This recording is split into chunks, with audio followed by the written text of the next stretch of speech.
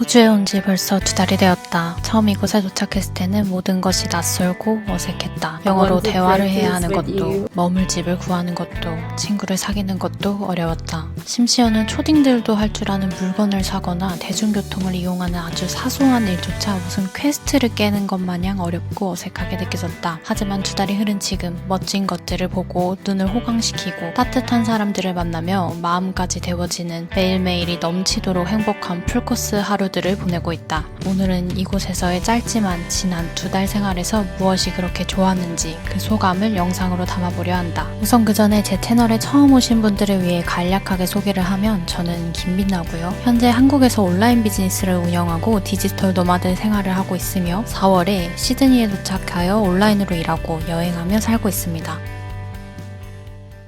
자, 그럼 호주의 소감으로 돌아가서 말해보자면 첫 번째, 날씨가 너무 좋다. 호주에 오기 전 호주에 다녀온 사람들은 하나같이 이렇게 말했다. 야, 거기 날씨 좋았어. 우선 날씨가 진짜 좋아. 거기서 그 날씨 성격이나 보면 진짜 인성이 어떻게 된 거야. 그 날씨 어떻게 화를 낼 수 있니?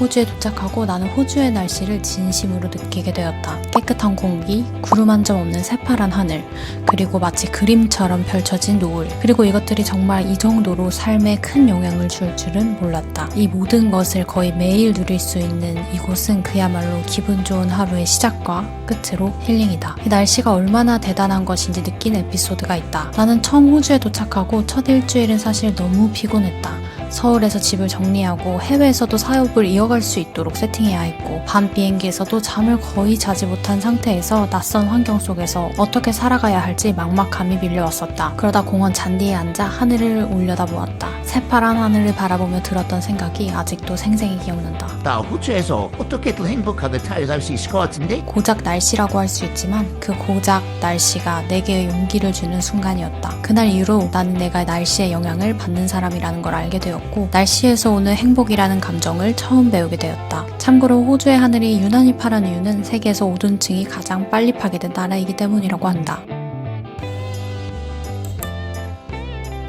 두 번째 느낀 점은 호주는 여유롭고 배려가 많은 문화를 가지고 있다는 점이다. 한국은 빨리빨리 문화가 자연스럽게 자리 잡고 있다. 그 덕에 편한 점도 많지만 일상 속에서 누군가 주문을 느리게 하거나 조금만 헤매도 눈치를 주거나 타박하는 분위기가 종종 보이곤 했다. 하지만 호주에서는 그런 모습을 본 적이 거의 없다. 모두가 서로를 잘 기다려주고 양보하는 분위기가 당연하게 느껴진다. 특히 좋았던 점은 노인과 어린이에 대한 배려가 당연하게 여겨지는 문화다. 공공장소에서의 양보는 자연스럽고 초등학생 저학년은 예외 없이 보호자와 동행해야 하는 법이 있을 정도로 어린이에 대한 보호 정책과 돈이 없는 학생들에게 이용요금을 받지 않는 경우도 꽤나 흔하다. 얼마 전에는 김소영 작가님이 나오는 방송에서 어린이에 대한 주제로 노키즈존에 대한 이야기를 들었다. 우리가 바라는 배려와 존중을 아이들에게 먼저 보여주는 것이 진정한 미래지향적인 문화라는 관점이었다. 지금 한국 사회에는 노키즈존이 빠르게 늘어나고 있고 이게 당연해지면 앞으로는 노인에 대한 차별도 자연스럽게 생겨날 수 있다는 생각이 들었다. 이런 문화현상이 지속되면 미래에는 노실버존, 노휠체어존 같은 말도 조만간 나올 수 있지 않을까 생각했다. 그래서 더더욱 더 보호받아야 할 존재에게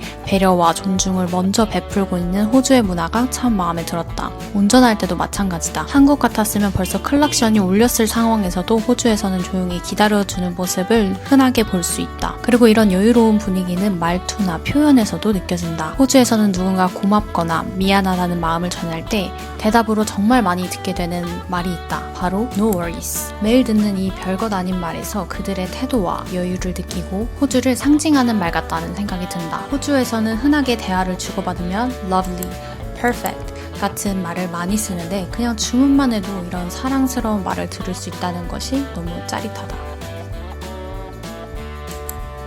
마지막 세 번째, 호주에 와서 가장 좋았던 것은 바로 압박감이 사라졌다는 것이다. 한국에서는 늘 어떤 기준이 따라붙었다. 얘 너는 취업 언제 안 해? 어디 직장 다니니? 연봉 얼마니? 시집은 언제 갈 거야? 얼마 모았어? 눈에 보이지 않는 타임라인이 있었다.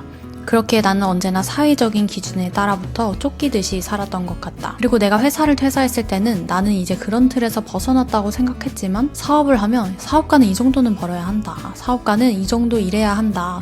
와 같은 또 다른 기준과 압박이 생겨났다. 그래서 이 유튜브 채널도 물론 지금은 다른 의미가 있지만 처음 시작할 때는 주변에 사업을 하는 사람들이 모두 사업하는 사람은 유튜브를 해야지 라는 말을 정말 많이 들어서 혹시 내가 뒤처질까봐 시작한 면도 있었다.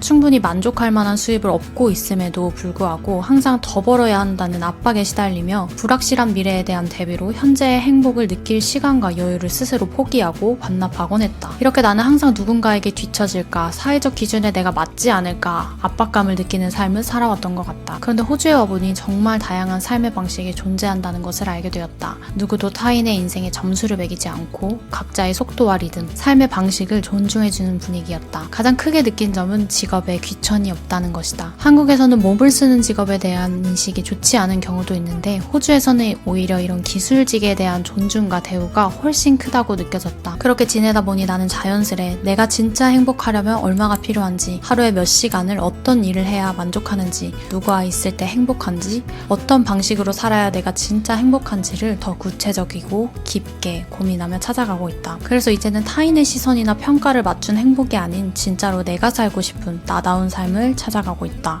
그런 얘기 하면서 진짜 세상을 넓게 봐야 되구나. 일을 열어서 막 그 정도다 한국 가면은 그때 나는 진짜 시험만 엄청 생각하고 이런 데는 뭐 생각도 못했고 그리고 실패하면은 안 된다.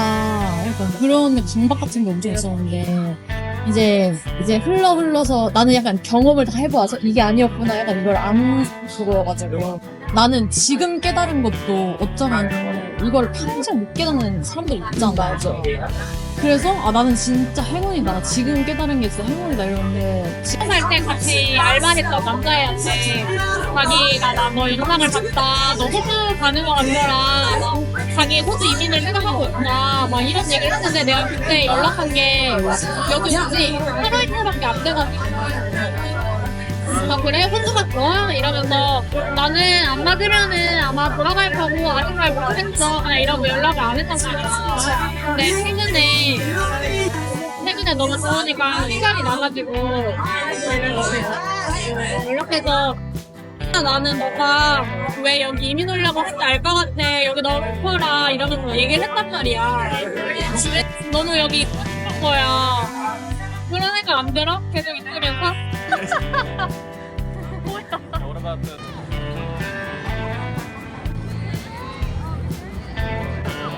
귀여워.